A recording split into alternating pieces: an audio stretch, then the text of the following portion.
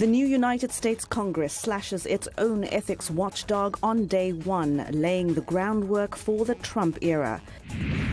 One Force for Peace, how a group of hip-hop artists is bridging the religious divide in Central African Republic.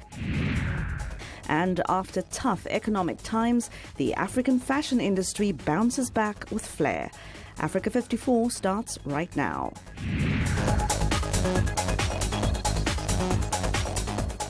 Good evening and welcome. I'm Vincent Makori. This is Africa 54. Just 3 days into the new year, Republicans in the U.S. House of Representatives are trying to change the rules on ethics. They have voted to take away power and independence from the office that investigates lawmakers for ethics violations. The nonpartisan Office of Congressional Ethics was established 2008 in response to a number of high-profile bribery and corruption scandals involving House members. Still, members voted 119 to 74 to put the OCE under their control. And the full House is expected to adopt the change as part of a wider rules package on Tuesday. House Speaker Paul Ryan apparently doesn't support the move. Democrats say the change runs counter to President-elect Donald Trump's campaign to pledge to drain the swamp of those who use government for their own profit. Now, the new U.S. Congress begins work Tuesday, starting with the official swearing in of lawmakers. The Republican majority has made big promises, and as VOA's Catherine Gibson reports, many want to know what they will deliver. A moment of unity following House Speaker Paul Ryan's meeting with the president-elect at Trump Tower in early December. We're very excited about getting to work and hitting the ground running in 2017 to put this country back on track. For the new president, success will be defined by several signature moves. What Donald Trump is going to want is his big tax cut combined with his promise of a big increase in defense, combined with as much as he can do with an infrastructure plan, and be able to declare victory on sweeping things by the end of his first 100 days. For the voters who put that unified government in Washington, success will mean congressional action on immigration, the economy, and cutbacks in government programs. Congress's first act before Trump is even sworn in? Repeal President Obama's health care plan. But with only a slim majority in the Senate, Republicans will be careful not to completely dismantle popular parts of Obamacare so they can maintain their political capital for other projects. There will be enough Senate Democrats to ball the process up again if they choose to. To what end, though? Trump's cabinet choices will face Senate confirmation hearings, where both parties are expected to have tough questions about the nominees, many of whom have no prior government experience. Well, on the House side, Democrats will fight Paul Ryan's long-held plans to cut key entitlement programs. Democrats in Congress and millions of Americans across the country are going to make it very, very clear. Hands off Medicare. A cut that could clash with Trump's promise to preserve these programs. Well, on trade, he could face strong opposition from his own party. We know that many of the things that Trump has promised are not things that Republicans in Congress particularly want. And then the question becomes, how much will Trump, frustrated by Congress not doing what he wants, act on his own through executive action? And the answer to that question could determine if Republicans stay unified well past the first 100 days of a Trump presidency. Catherine Gibson on Capitol Hill, VOA News. Well, Theodorine Obiang, the son of Equatorial Guinea's president, was put on trial in absentia Monday in Paris. He's accused of buying palatial Parisian properties, exotic cars, clothes and jewels worth nearly 100 million euros with money plundered from his native country, a small oil-rich state on Africa's west coast. The 48-year-old Obiang, eldest son of President Theodore Obiang and a vice president himself, stands formally accused of laundering embezzled public funds, charges he denies. Prosecutors say Obiang earned $80,000 a year as the nation's farming and forestry minister. The case is the first of several to reach court in a broader judicial investigation into allegations of illicit acquisitions in France by longtime leaders and family relatives in several African countries, including Gabon and Congo Republic. Now, for more on the significance of the case against Teodorine Obiang, Tutu Alicante, Executive Director, Equatorial Guinea Justice, joins us live via Skype from Temple Hill in North Carolina. Now, Tutu, first tell me, what significance does this have to you and many of the people of Equatorial Guinea? Well, thank you for that question. I would say this is a very, very important case, and not only for people from Equatorial Guinea, I would say from people from many African countries, right? African countries that for decades now have been ran by kleptocrats, dictators that come into power and use the resources of those nations, use the national treasuries as their own private ATMs. Equatorial Guinea is one of those examples, right? African country with the highest GDP per capita, yet 75% of the people in that country live in destitute poverty. Yeah. Now, the Equatorial Guinea seems to be like a country owned by the Obiang family. Obiang's father came to power after overthrowing his own uncle in 1979. Have people of Equatorial Guinea come to just accept it, like this country belongs to that family? Well, so a couple of things. One, the fact that Teodoro Obiang has now been the president of Equatorial Guinea now for almost 39 years, the longest serving president in the world, right? And during all that time, him, Teodoro Obiang, and his whole family have ran Equatorial Guinea as their own private enterprise. What we have in Equatorial Guinea is a crime enterprise, a group of thugs, they're running their country as their own private business, privatizing everything from the oil industry, construction industry, etc., and ensuring that the state institutions, parliament, the judiciary do not function. Do you think even if, let's say, Teodorine is found guilty and jailed to 10 years, it will make any difference when the family actually owns the country? Well, what it begins to do, though, it begins to send a message, again, not just in Equatorial Guinea, but all over Africa, in Angola, in many other countries run by dictators, that type of kleptocracy will not be tolerated around the world, right? Teodorine going to jail sends a clear message to other people in government right now who, like Obiang, because they're in the same inner circle, are using the country as their own private enterprise, as their own private ATM. So it sends a clear message that that will not be tolerated, that money cannot be used in France, in the UK, in the US, and other places, right? And the other thing that it does, it prevents someone like Teodorine from becoming the president. He is the vice president right now, and we know that his father wants to make him the next president, something that will be devastating not only for people from Equatorial Guinea, but for anyone that believes in democracy in Africa. Well, we'll talk a little more perhaps after tomorrow, and I hope you join us right here in the studio. Tutu, thank you very much.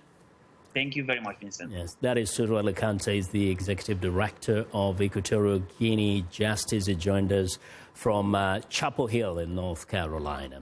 Now, in North Africa, Spanish authorities continue to crack down on migrants trying to enter an enclave that borders Morocco. Today, they released photos of a 19-year-old from Gabon who was found hiding in a suitcase. Guards say he was suffocating and needing medical attention. Police arrested the woman who was pushing the suitcase and detained two Moroccan men for allegedly trying to smuggle migrants across the border. Now to the Central African Republic, a country that saw its share of violence in 2016. But a group of hip-hop artists celebrated the new year with calls for peace and reconciliation. Zach Badoff has more from Bangui.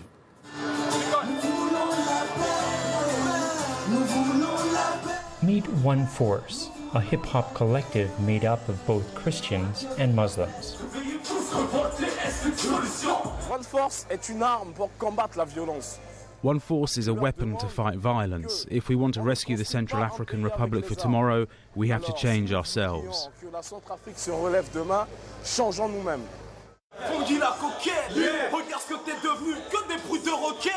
A student in Bangui, Leono Photo, founded One Force. The chorus of one of their songs is simply, "We want peace." The CAR hasn't been the same since the Seleka rebel coup in 2013, militia rose up against the mostly Muslim rebels, and the country exploded into communal violence. I watched it in front of me, a massacre of little children. I saw Anti-Balaka and Seleka massacre young people. But this violence must stop, because we want peace. Reconciliation won't be easy, but Photo says he brought these rappers together last year to serve as an example that it is possible. They take every opportunity to send that message, including in their choice of venue for the New Year's Eve concert. This mostly Muslim neighborhood, known as PK5, was a flashpoint during the crisis. It saw a lot of violence, and most of the people who lived here had to flee. It remains tense even now. People are a bit scared to come in this part of the city, and also scared to organize events or concerts in this part of the city. Hip-hop artist Mohamed Saleh says it's time to put an end to the mistrust. It's like a prison here. The Muslims are stuck here. So we came here to spread that message so that the Muslims can leave, so they can be free and go where they want.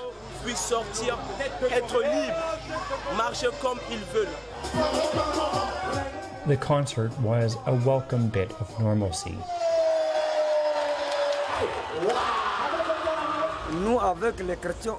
We live with Christians in harmony for a long time. What has been happening is not normal. But now coming together for this music makes me very happy. And that, the artists say, is reason to hope. Zach Badorf for VOA News, Bangui. Well, Turkish authorities are continuing their manhunt Tuesday for the suspected shooter in the New Year's Day massacre at an Istanbul nightclub. The Turkish media have broadcast a video of a man they say is the alleged gunman who killed 39 people during the attack. The video appears to be from a cell phone the man is carrying as he walks around Istanbul's Taksim Square. He spends much of the time looking into the camera but does not speak. It is unclear when the video was recorded. Authorities earlier released a grainy image of the suspected shooter taken from security camera footage. Turkish media also reported Tuesday that authorities have detained 2 foreign nationals at Istanbul's Ataturk airport in connection with the attack. No other details were given. U.S. President-elect Donald Trump says North Korea can't develop a nuclear weapon capable of reaching the United States. It won't happen, Trump says in a Twitter post. Trump's declaration came one day after North Korean leader Kim Jong-un said his country was already ready to launch an intercontinental ballistic missile. North Korea has repeatedly tested shorter-range missiles with mixed success. Some experts say it could take years for North Korea to develop the capability to deliver a nuclear warhead to the U.S. Meanwhile, North Korea's principal ally, China, accused Trump of pandering to irresponsible attitudes. Trump had tweeted earlier, quote, "China has been taking out massive amounts of money and wealth from America, but won't help with North Korea." Nice, and quote. For the first time, the number of international students in the United States topped 1 million over the past year. But some educators and students say comments critical of China and other countries by President-elect Donald Trump has the potential to affect international enrollment in American universities and colleges. VOA's Mariama Diallo reports. We're going to build the wall. It's going to be a real wall. It's going to be a great wall. Donald J. Trump is calling for a total and complete shutdown of Muslims entering the United States. The president-elect's campaign speeches on immigration and visas got a lot of attention from foreign students in the U.S. and international students thinking about attending U.S. colleges. Erica Wang is Chinese and one of 6,000 international students at the State University of New York at Buffalo. I was still just looking to see, is he going to do whatever he promised? Or is his potential policy change possibly going to affect us? Because I have heard a lot of panicking right among my friends, definitely. Via Skype, Stephen Dunnett, the university's vice provost, says campaign rhetoric can be different than actual government policy. However, Dunnett, who just returned from China, says the recent call between Trump and the leader of Taiwan had many in China talking. The Chinese were quite taken aback by what appears to them to be the sudden abandonment of the one China policy. Some colleagues said to me, well, you know, this would come at a price. And there are an awful lot of our citizens studying in your universities. And, you know, that's a huge capital outflow from our country. And if you're not going to be welcoming to us, and maybe our students shouldn't go there. Evelyn Levinson is the director of international admissions at American University. She says the admissions staff is reinforcing the school's message of tolerance to reassure potential applicants. There is no crystal ball right now to say what will happen, but certainly a lot of questions were raised. So this fall, we went back out to cities in Europe. I personally was in the Middle East and in Central America, and someone else from our office was in Hong Kong and Singapore. A recent study by the Institute for International Education says that China remains the top sending country, followed by India and Saudi Arabia. IIE President Alan Goodman says he doesn't think the election's outcome will affect international enrollment. For nearly 100 years, the Institute's data show no major changes, except for a 2-year drop after the 9/11 attacks. We've looked at this during periods when isolationism was the declared foreign policy of the United States. We have looked at it through periods of recession and depression. We've looked at it through periods of war and conflict. He says because the country's higher education is run at the state level, federal policy matters less than what the individual schools do to reach out to students. In Washington, Mariama Diallo, VOA News. We want to know what you think about Africa 54 and the stories we covered. Join the conversation on Facebook. The address is Africa 54. Check out our headlines 24/7 on voaafrica.com. Find me on Twitter at VOA Vince Makori. Coming up, why processed meat can be bad for people with asthma. Stay with us.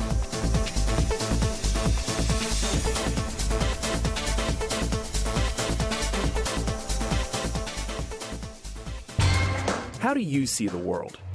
I see countries in turmoil. I see our planet changing.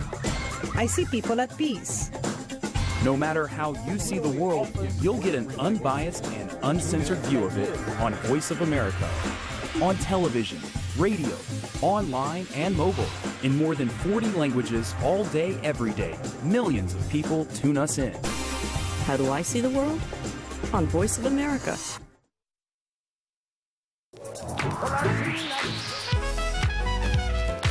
I wanted to present music and a side of American culture that is most important to me, that is a part of who I am. They're going to get some incredible performances.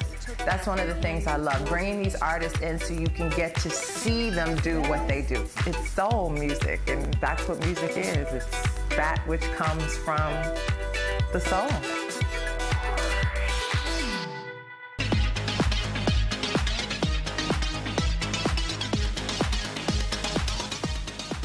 Welcome back to Africa 54. Joining us now is health correspondent Lino Madu with a look at the connection between processed meat and asthma. Hello, Lino.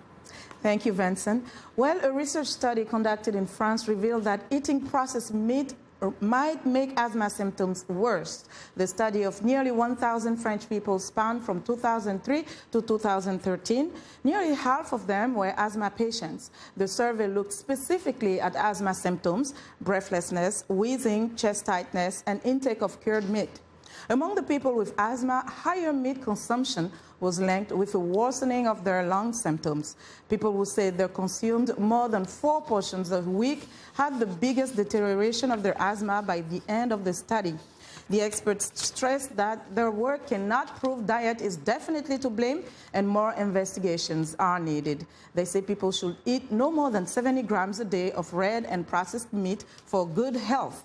The research was published in the journal Thorax.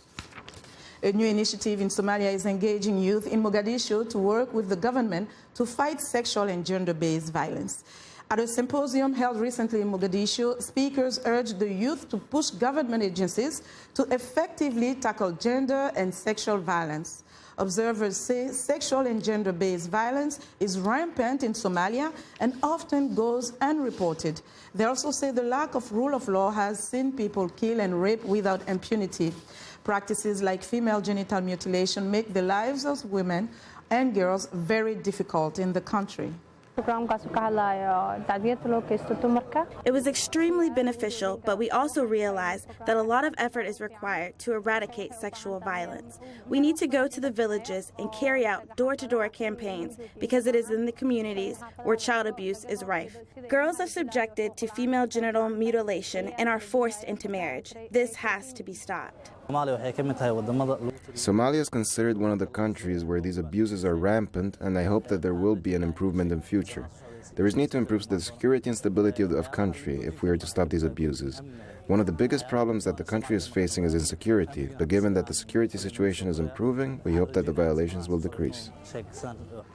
And in Mogadishu, the campaign wants to train 300 youth from all 17 districts to raise awareness on human rights. Now, that's our report for today, rather. To stay in touch with me, find me on Twitter @LenorMoudou. Back to you, Vincent. Well, thanks a lot, Lenon. I'll be sure to watch Lenon Moudou's House Reports every Tuesday and Thursday right here on Africa 54. It's time now for a short break. Still to come on Africa 54, the latest in African fashion combines modern style with traditional flair. We'll be right back.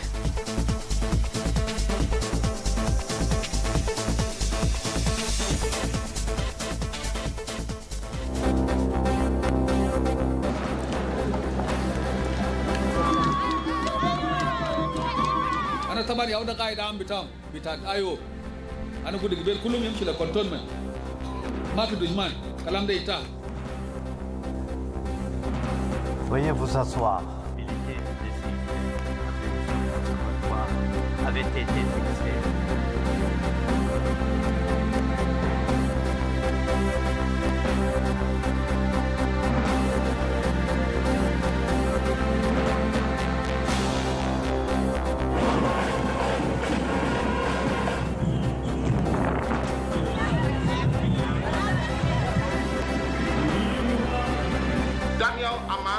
Leicester City, England.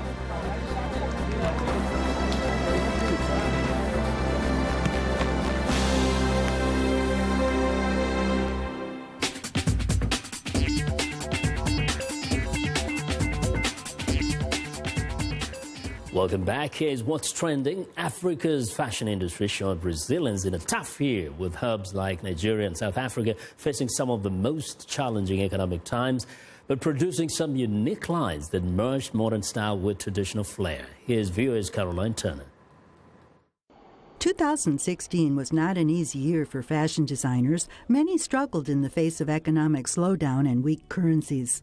At this year's South Africa's Menswear Fashion Week in Cape Town, many designers worried about the economy. The South African rand fell more than 7% since the start of 2016, adding to a 25% decline last year. Fashion designers like Zukizi Mbani set their sights on exporting. I started with doing Ghana. I did Nigeria, so I'm looking into going to Kenya. Yeah, the idea is that the brand needs to be identified as a household brand in Africa before I can go over to the other side. Despite problems in the economy, South African designers never lost their chance to merge contemporary with cultural relevance. Designer Laduma Nkolo showcased his latest collection inspired by rite of passage regalia worn by young Khoja men coming back from initiation. Khoja knits are made from merino wool and mohair, a luxurious silk-like yarn from the Angora goat. Nkolo has caught the eye of fashion heavyweights like Jay-Z and Beyoncé. Since I started my brand, I've realized over the years that people don't buy my knitwear because of the function that it has like any other knitwear. People buy my knitwear because they want to make a statement.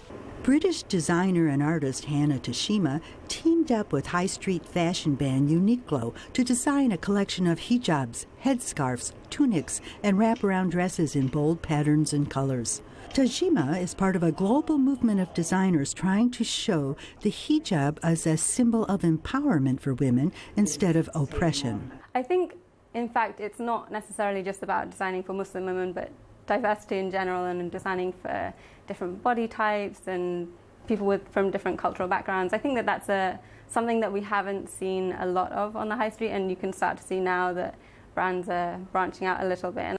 Back in Africa, Kenya's Urjiwama Mwama Community Project, UMAC, set out to boost local production of the Maasai blanket, a culturally defined fabric done in bright colors. The Maasai blanket has inspired French fashion collections by Louis Vuitton. But UMAC wants to ban cheaper versions imported from China. We have decided to discourage people from importing textiles. We have discovered that we are capable of producing the blankets ourselves so that we can sell them locally and internationally because we have a permit from the national and county government. At this year's Angola Fashion Week, organizers want to make fashion count as an investment market, like it does in South Africa. Local designers said fashion could generate valuable jobs for Angola's unemployed youth to counter an economic crisis sparked by a hit to oil revenue. É a hora de quem tem direito poder relançar indústria. Já tivemos a indústria nacional. We need the Ministry of Culture, we need the Ministry of Industry, we need the Ministry of Youth and Sports above all to be investing in the youth, to see the strength of the youth and to join us, and we can give our ideas. Poder unir-se a nós e nós podemos dar nossas ideias e poder fluir. Fashion Hub Nigeria turned to tradition for inspiration, giving new life to asokoki, a hand-loom traditional fabric woven by the Yoruba community. The brand, eThink, creates colorful accessories, sneakers, boots, and sandals, all made from the fabric. But Nigeria is facing its worst economic crisis in 20 years, and the business is struggling. Once we're able to cross that hurdle, and we know that we can get the kind of materials we want readily available to us without breaking the bank, then we can start to produce things that will rival the international market. Tundi, like many fashion designers and entrepreneurs, is hoping hard work and unwavering interest in Africa's fashion scene will help overcome the current economic situation. Carolyn Turner, VOA News, Washington. What a beautiful wide variety there. And that's our show for today. Now be sure to watch Africa 54 on our website at voaafrica.com. For more news, tune in to VOA's evening radio show, Africa News Tonight, at 1800 UTC and in the mornings to Daybreak Africa between 0300 and 0600 UTC Monday through Friday. Thanks a lot for watching from all of us in Washington. Have a good night.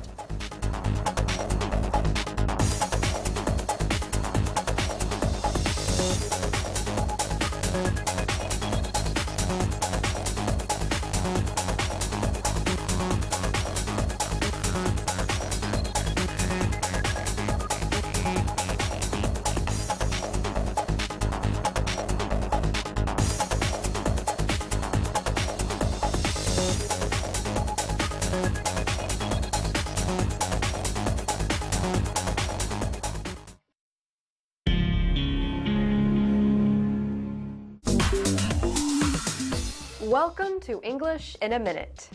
A plate is a dish that you put your food on. Have a lot on your plate. Hey Anna, I'm having a party this weekend. You should come. I wish I could, but my weekend is really busy. I'm baking a wedding cake, writing my article, teaching 2 classes, and oh, my parents are visiting. Wow, you have a lot on your plate. I do.